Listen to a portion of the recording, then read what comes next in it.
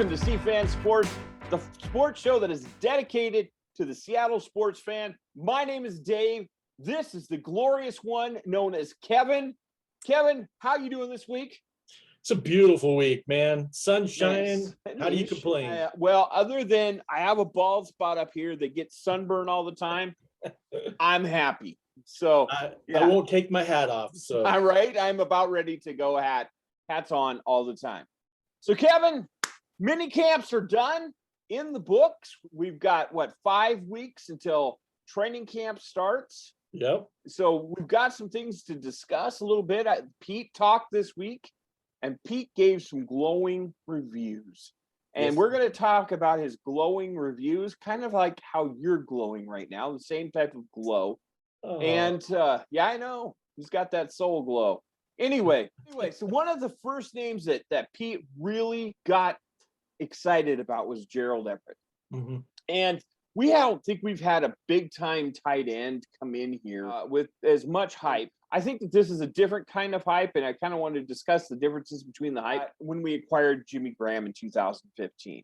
So, 2013, we don't want to talk about what happened in that Super Bowl. 2014 was a down year, so they decided they're going to go out and make a big move. They're going to trade the number 31 pick and our center to the Saints for the services of one Jimmy Graham. And when I heard that, I was like, championship, boom, in the bag. Put us in the bag. We're in championship. And what I didn't understand at the time is that I don't think that Jimmy Graham was the type of player that Pete had envisioned him in his offense or in the offense that Darrell Bevell was running. I don't think that he played the style to the playbook, and because I think he tried to be a blocking tight end when needed, and I think that took such a toll out of him. I think that it just destroyed his confidence, and then he had the patella tendon rupture, which I've gone through myself, which is very painful. And I don't think he ever quite fit into the offense the way that we, as fans, thought he would, and B, that Darrell Bevell and Pete and company thought he would do it. And I think they tried to shoehorn him in, and Russell tried to use him the way that he thought he should have been used, but the playbook was not set up for Jimmy Graham to play that type of style. No. Kevin, your thoughts on that? Agreed 100%. I believe that, Jimmy Graham is Jimmy Graham. He's still a quality player. He's just been a stud his whole career. He just didn't fit in to what the Seattle offensive game plan was. My biggest pet peeve, and we talked about it numerous times on this show, it's all about the quick outs, throw it to the tight end. If you can't throw it long, check it down. Mm-hmm. Get rid of the ball. And he was too busy in the seam and trying to get down the field as well. Yes, exactly. And that's been the biggest issue with everything with Seattle and tight ends. We got Will Dissly, who I think is one of the best tight ends in the league. He's a solid defensive tight end, and he can catch. He's got great hands. We picked up Greg Olsen last year, who's could have been once again. The system did not fit Greg Olsen either. Right. And it's not Greg's fault. It's not Jimmy Graham's fault. It was our system's fault. And that is my biggest issue is, are we going to fix the system? And everything I hear with Shane Waldron is that it is going to change the system to more of an up-tempo, get rid of the ball faster, have more two tight end sets so that you can either run or throw out of it so people can't prepare and just sit back and wait for us to throw the ball long. And here's the thing, and I know we're kind of where you're heading on this, but I want to make sure that we tie up this Gerald Everett talk. And I think that's what makes Gerald Everett such a great signing. And the simple fact is that he is already tailor-made for this system. This system plays to Gerald Everett's strengths. This system, he knows. They've talked about the intricacies of this system, and Gerald Everett already understands all the little nuances. That's what he does. He understands those.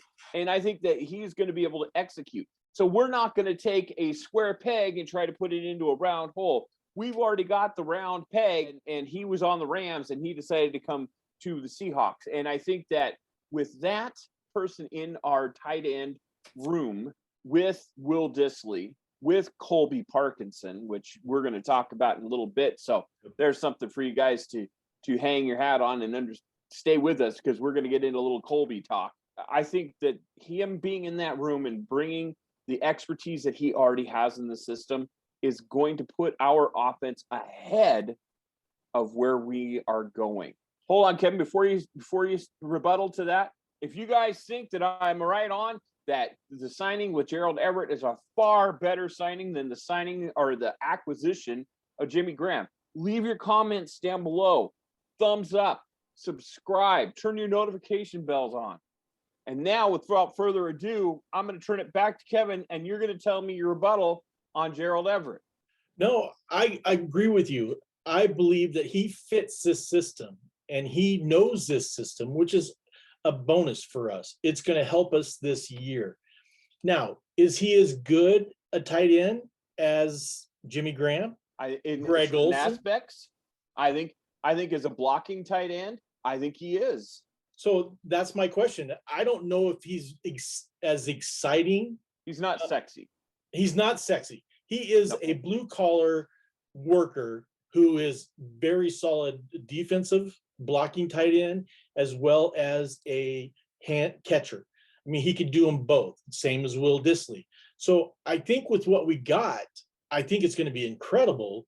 I just don't, he's not the sexy, like, oh man, we got Jimmy Graham, we're going to win the Super Bowl, except for our offensive coordinator doesn't want to give him the ball. So yeah, I really believe Gerald Everett is going to be a bonus this year and a very, very solid tight end with great numbers. I heard Pete rave about him. I heard Pete rave about Darrell Taylor. And I think with his excitement with Darrell Taylor, I honestly don't feel that KJ's coming back. No, he also talked a lot about Colby Barton too. Cody Barton. Yeah, Cody Barton, sorry. As far as being just lights out in the position that he's playing as well. Yeah, and I've heard Dave Wyman refer to Cody Barton as a starter on any other defense. That's how good he is. Yes. And so, I haven't really, as a fan, I never really thought of him that way. But when Dave Wyman starts talking about linebackers, I'm going to bow to his expertise. Exactly. Because he's kind of the man. Yep. Anyway, and then so, and also I've heard great things about Jordan Brooks as well. He looks ahead of where he was last year. Yep. So I would love to have KJ back, but I also think that it's time for us to start seeing what these other members of our linebacking core can do. Yeah. Kevin, you also have a couple more names of people that Pete kind of raved about. Before we get off the topic with Gerald Everett and the offense and everything, my question is Russell going to buy into the system? Because if Russell doesn't buy in, then Gerald Everett is really worthless. So that's my question. He says all the right things, he does all the right things, but is he going to buy into the system? Is he going to get rid of the ball faster? I read an incredible article written by John Clayton this week with 710 ESPN. He talked about Jimmy Garoppolo, who gets rid of the ball in 2.5 seconds. Jared Goff, who was with the Rams last year, gets rid of the ball in 2.7 seconds. We all know Russell is at 2.97. Russell's fifth to the bottom of holding the ball the longest. We need him to get the ball out of his hands faster, and he needs to buy in. Otherwise, this whole conversation about Gerald Everett is a moot point. I agree completely, Kevin. The simple fact that Russell has got to get that ball out and not take the sacks that we sit there as fans and go, throw it, Russell. Just throw it away, Russell. Just for the love of all that's holy. Just out of bounds. Yeah, throw it out of bounds. Do something. Anywhere. I don't care. And he, and sometimes He does. He spins out and he makes a beautiful play. Right. That's what makes Russell special. However, I think he can be special and still work within the confines of this offense and getting the ball out quickly. I Well, honestly do. well, and Russell also has to understand that his escapability is going away faster than he thinks it is Right. because he's getting older and he's going to have to be a pocket passer. I mean, he's still always going to have that escapability because he's just unbelievable shape and he works on it. Right. But he has to be able to throw the ball and he needs to get rid of it faster. And he needs to just make sure he's in the Shane Waldron camp. I agree, Kevin. I think that's kind of where our season hinges is whether Russell is completely bought into the system or not. Yeah. And if he is, man, I tell you what, I'm excited about what's going to happen. If not, I think we're going to have some rough conversations over the next few months. Yep. Agreed. All right, Kevin, tell me, kind of dive in deeper into what Pete said. Who are some of the people that Pete outlined as guys that he thinks are going to be incredible? Well, we mentioned Colby Parkinson. I mean, how can you not be incredible? You're 6'7", you're a huge target, and you have incredible hands and never dropped a pass your senior year in college. If he buys into the system, there's another guy that, behind Gerald and Will, that is just going to be a superstar, in my opinion, on this I team. think he has that Jimmy Graham factor.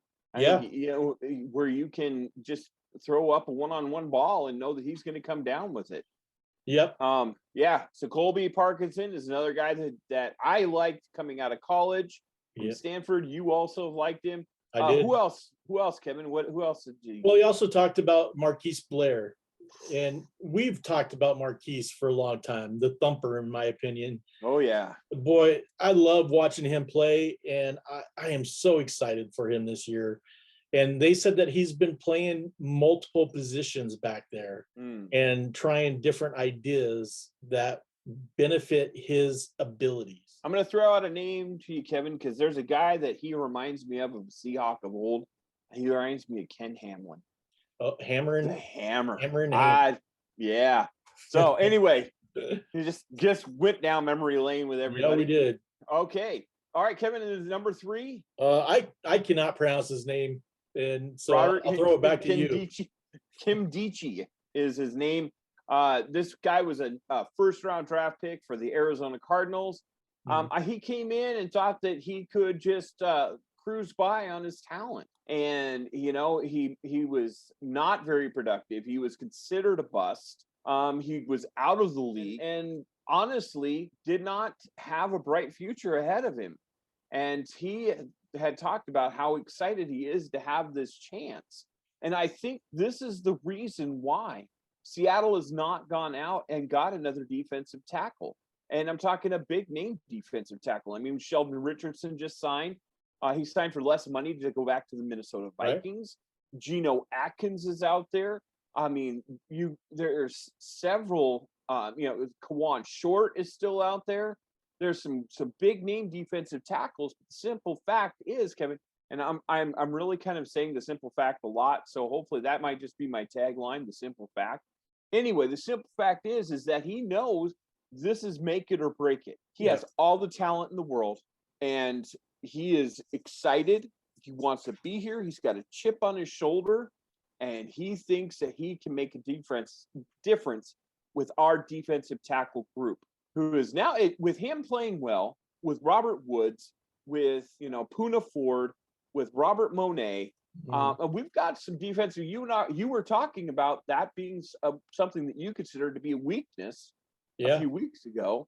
And if Kandichi and Puna and Monet and Woods can come to play, man, I tell you what, I think that he is what Pete says and sees. And Pete doesn't just throw out praise lightly.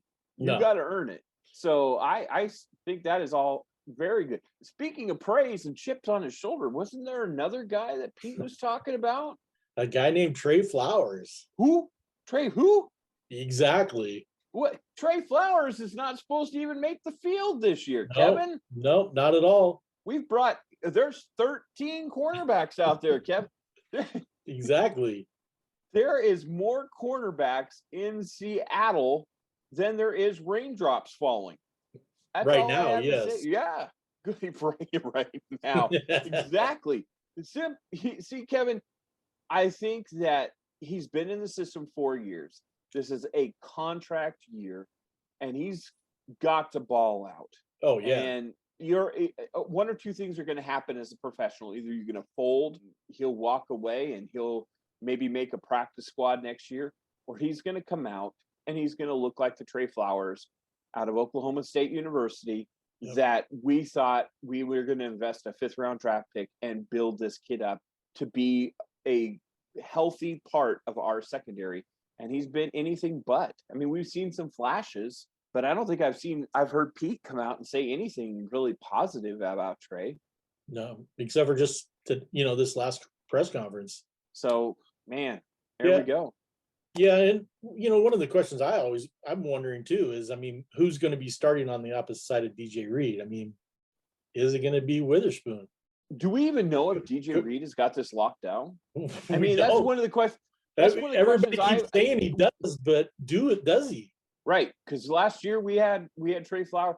Last year we had Dunbar already penciled. Oh, Dunbar and Griffin. Woo! Man, look at that. That's beautiful right there. Yeah. And it was not what we thought. And so I think that's why they went out and they're just like, they're Costco shopping for cornerbacks is what they're doing. Exactly. Right? Oh, we'll take the big bundle, Yeah, and we'll find a couple of them out there.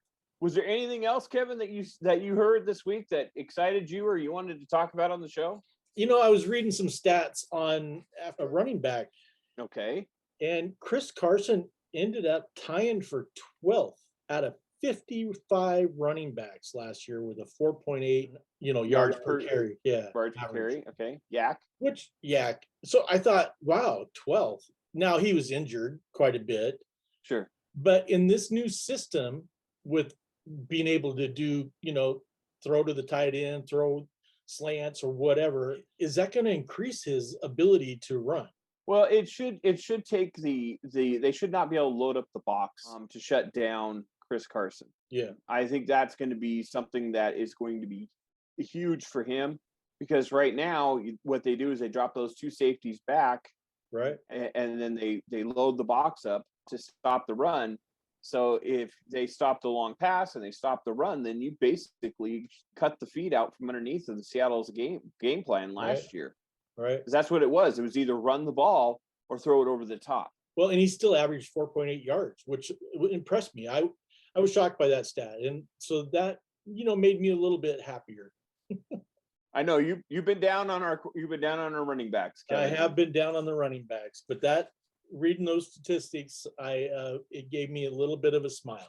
Well, with that in mind, we want to know what you're smiling about. And if you're smiling, then you should be giving us thumbs up. But if you're not smiling, give us thumbs down, which it is what it is. But main thing is, please subscribe.